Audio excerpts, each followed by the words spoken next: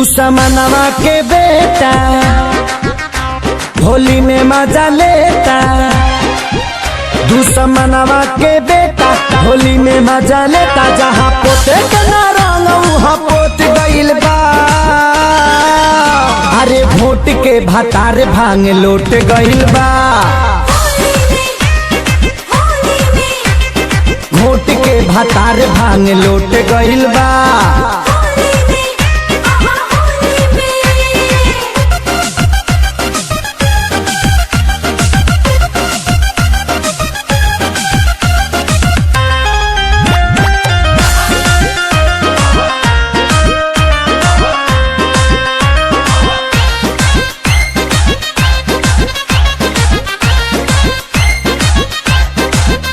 अरे पानी छिड़कला पर उठेला ना, पहले के आदत है छूटेला ना।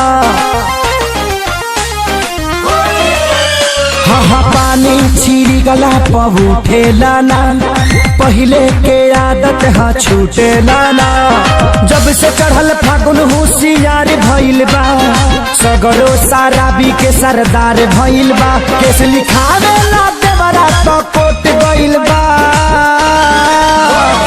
वोट के भतार भांग लोट गइल बा। अरे वोट के भतार भांग लोट गइल बा।